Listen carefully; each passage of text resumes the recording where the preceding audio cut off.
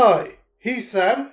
Oh, and he's Max. And this is Movies Actually, our fresh take on new releases from both the box office and the streaming box.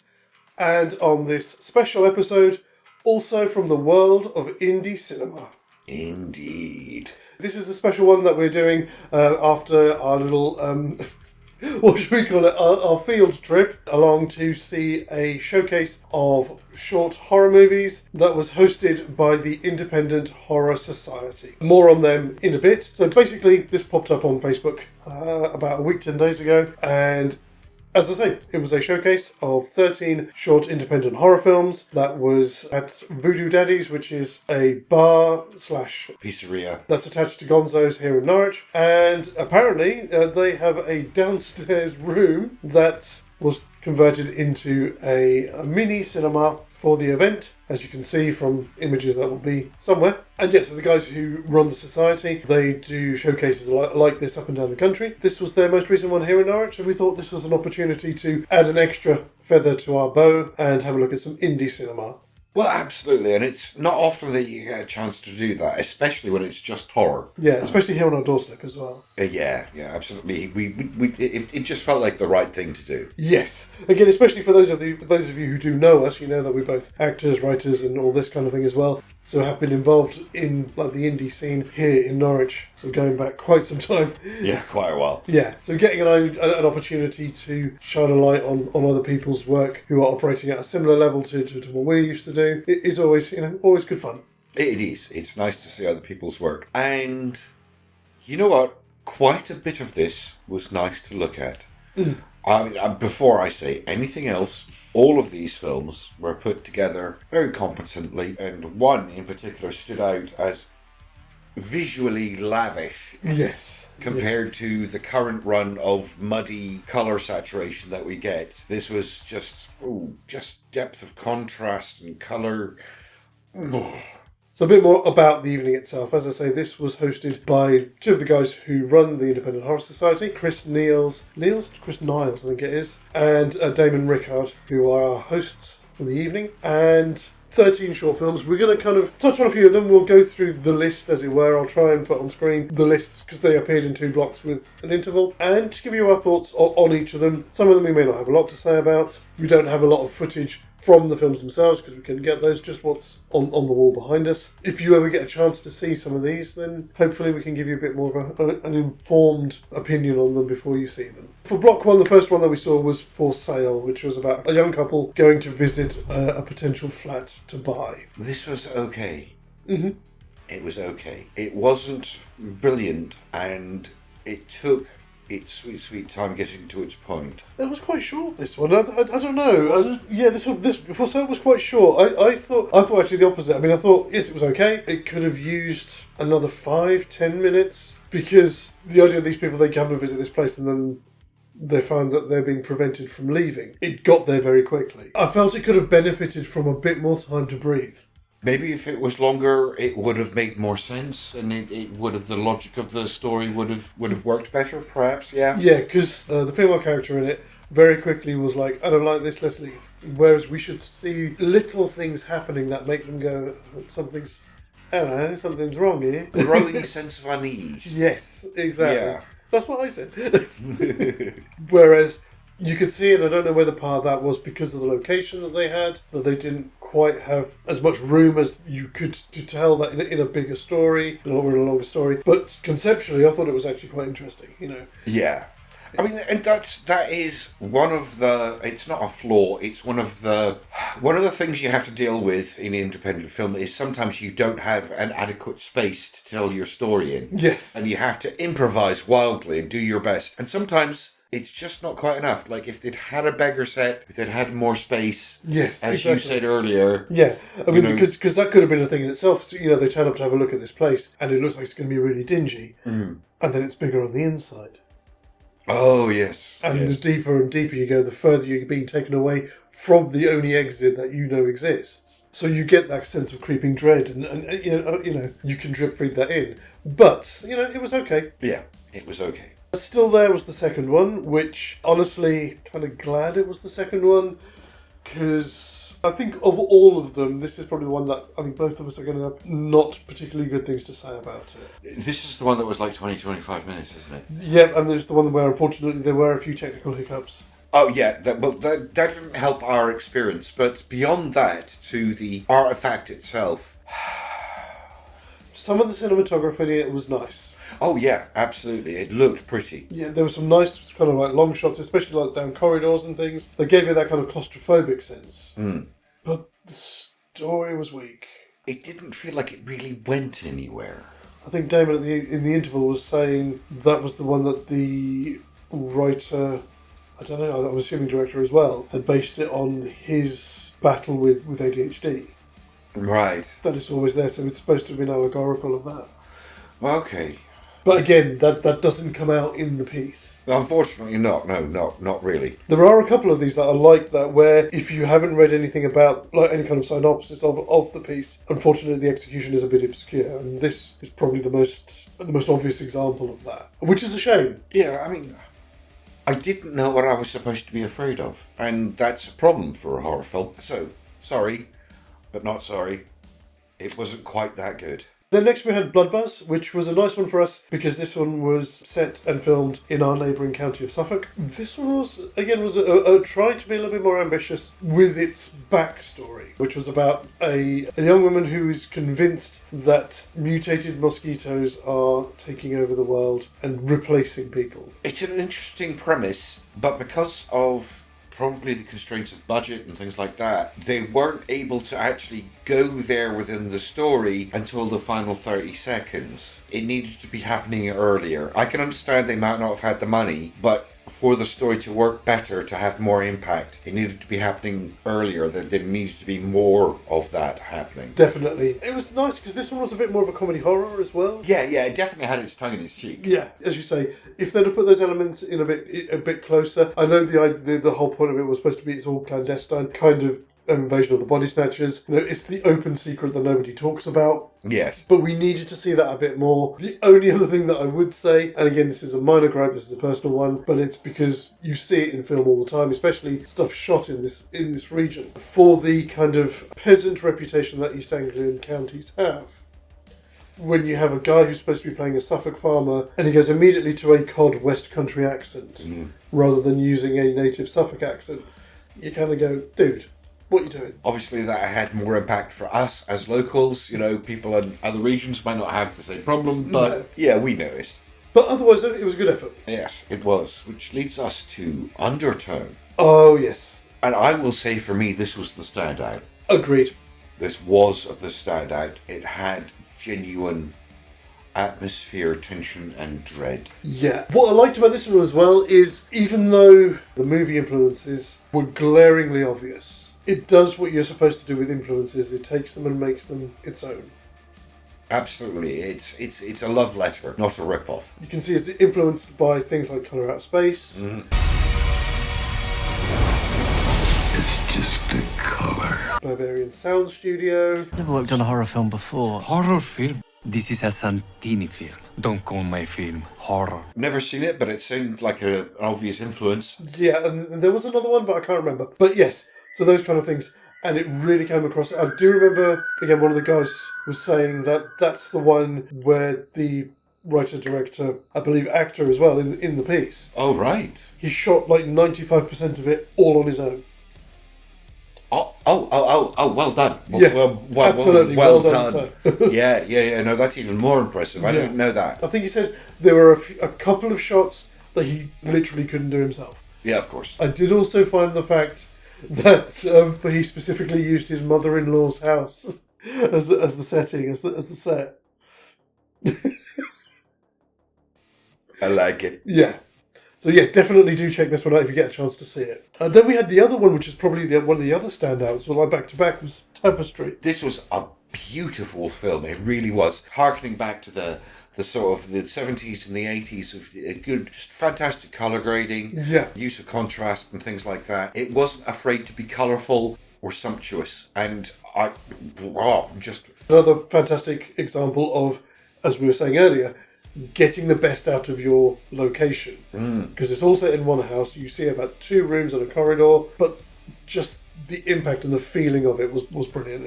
It was one of the ones that really had some creep going to it. Yeah, it did. It did. I mean, I'm not sure what I'd compare it to. It worked. It worked. And it's also beautiful to watch to boot. Yes. So, well worth your time, that one. And for a short film as well, it's not afraid to take its time when it needs to.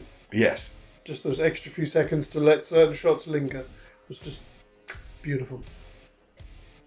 Then we had Itch, which was about a couple on a second date. That's the one that had almost no impression on me. Okay.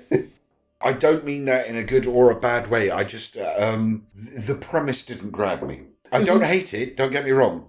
Like everything in this, everything is at least okay, if not better. But it wasn't the problem visually, it was the story itself. The story needed to explain itself a bit better. It relied too much on exposition to explain key points that could have been shown visually and would have been more appropriate to have been shown visually in a horror film. Yeah.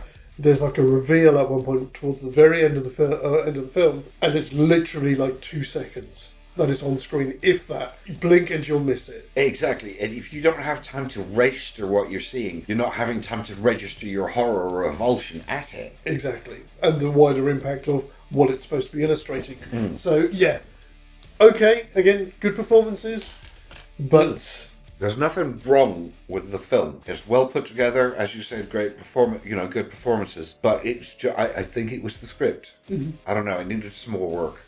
I don't know. So the last half of Block 1 was, which apparently had won an audience vote at a previous showcase, apparently, was The Man That I Wave At. And this one was good. I did like this It one. was intriguing. I wasn't fully following what was going on until the very end, and then it just all fell into place for me, which is, I think, a very nice, it leads you on this dance, and at the very end, it all falls into place, and you go, oh. Yeah. And it's good because it does take you to places that you don't expect. Yeah, I enjoyed it. I can see why it would have won sort of audience vote at a previous showcase. It's a good, solid attempt at something different. Is it horror? That was something I was about to bring up. That's the problem. It's a good film, but is it in the right genre at the moment? Yeah, it feels like it belongs... I think it... Without wishing to give too much away, it feels like it more belongs in sort of dark sci-fi. Yeah. Yeah, your Black Mirror territory. Yes, exactly, yeah. Zadrum is more than just curious content on YouTube. We're also a small publishing house, with books covering a range of genres from 1940s pulp adventure to children's novels, and even a touch of the macabre for those who like their literature on the dark side. Our titles are available in both paperback and ebook formats. Ebooks are available on Amazon, but physical copies can only be bought exclusively through our website at zadrum.com. Jeff's got enough cash as it is, so why not help us little guys grow and thrive? Links can be found in our banner and in the description to all of our videos, and we look forward to helping you indulge your itch for escapism. So then we move on to Block 2. There were 6 films in this one. The first one was The Fairy Moon, which was the other sort of folk horror piece. And again, this one was interesting. Well, actually, I think they did really well because most of it is shot outdoors by a busy road. Which is that's just bad for so many reasons when you're filming. So they did a good job with that. And again, performance-wise, between the two leads was brilliant. It was really well done, really well acted. The main problem with this one was it's not going anywhere. They set it up as a folk horror. They have these cutaways to stills suggesting that the actions of one of the characters are supposed to qualify parts and elements of a folk horror ritual, if you like. And what we are seeing is him enacting these elements, or bringing these elements, causing these elements to occur. But it never bothers telling you what the ritual is for, what it's about. What is he trying to achieve by putting the other protagonist into these situations, or making him do these things?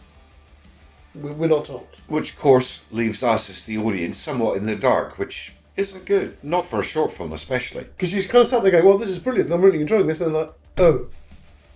What's going on? And? Is that it? Exactly. Which again was a real shame because of how much effort otherwise had gone into the film itself. Then we had In the Shadows, which was one of only 2 foreign language entries. That was the French one, That was the wasn't French one, yeah. Yes. Into this. I seem to recall it was quite interesting. I did have a little difficulty following the subtitles, but that's because I was parked behind somebody with a very big hairdo, and I had to keep leaning this way to see the subtitles. About the same time they learned that way. But yes, so it was about a couple who are being stalked through the woods, essentially, by something. It kind of felt like the end of the third act of a horror film. Uh-huh. If you see what I mean. Yeah. They'd cut away all the connective tissue that brings you to that point, because we just join these 2 people as they're running through the woods being chased by something. And then it kind of wraps itself up from there. Yeah, exactly. I mean, we're brought into their moment of crisis and we have to kind of pick it up as we go along. Which was nice. Again, it's a good way of doing it because it's a short film. I thought the visual effects were pretty good. Oh, yeah, yeah. I mean, I will not have anything bad to say about the visuals of any of these movies. No. But again, it's another one that you kind of think, can I see the rest of it, please? Yeah. Because the only problem with that is that we don't get much in the way of character development for the 2 protagonists. Exactly. We're introduced to a moment of crisis when sometimes we want to be introduced to the dread that leads to the crisis. Yes. Being that length, it doesn't have the time to show us that. It just goes straight into the action. A little bit of a shame. The third one was Pleased to Kill You. This is another one that I wish I could rate it higher than I'm going to. It's a 2-hander. You've got a guy who's playing a serial killer who's got the motif of impersonating door-to-door salesman. Somebody's going to turn up in a high-vis jacket, whether it's like from the gas board, water board, or whatever, unveils his way into somebody's house and then bumps them off. Of course. And he turns up at this guy's house, but it turns out this guy is a serial killer himself. Serial killer who's never been caught. He's probably got a reputation. I think he does mention what he's known as. I can't remember what it was. I can't remember now. And they proceed to have a sit down and a cup of tea and a chat. Again, the premise is fantastic. But it just doesn't go there. It's not that it doesn't go... for me, anyway, it wasn't that it doesn't go there. The script needed to be tighter. And again, this is probably the only one of these that I'm going to say that the actor who was playing the younger character needed to be stronger. He was clearly the weaker of the 2 performers. Yeah. The other guy, the older guy, was fantastic. He was creepy when he needed to be creepy and friendly when he needed to be friendly. And that switch between the 2 of them was really, really good, and I was very impressed. Yeah. But because the guy who's playing off isn't quite acting at the same level as him, it creates an uneven kilter to the whole thing that it doesn't sell the idea that these are 2 predators. Yes, exactly. You know, I mean, obviously one of them is. The other one, maybe not so much, because of the weaker performance. Yeah, and they knew more of this one as well. It was fine, but even on the way home, just when we were chatting about it last night, we came up with 1 or 2 alternatives that could have elevated it as well, just that little bit more. Which is what I meant when I said it doesn't go there. It didn't go where it needed to go. Yeah, okay, fair enough. But otherwise, though, good effort. Yes. What's this one? Obey. Obey. Oh. See, I'm sorry, I can't see that because all I'm hearing in my head is obey. Obey. Okay, yeah. Sorry, no dialects in this one, I'm afraid. No. So this one is about a would-be TikTok influencer whose shtick is she's a dog mom, and it's about things that occur after her dog accidentally gets run over. And she's so distraught. She just wants to talk to her dog called Max, because all dogs in films are called Max.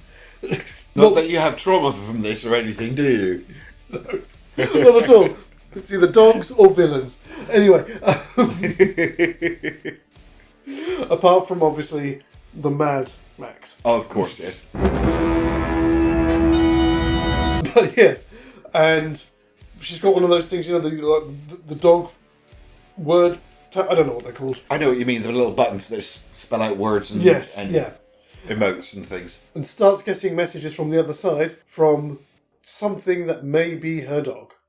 Yes, this one was interesting. It was a little bit confusing at first. It took me a few minutes to pick up what was going on. Again, it's one of those ones that I think the premise is really, really good. I'm not 100% sure the execution was right. I think at the end it hit the notes. Yes, right. It did. Yeah. I think by the end it got there. But I think it was a little bit weaker at the beginning. I can't quite put my finger on what about it is weaker, whether it's the script or...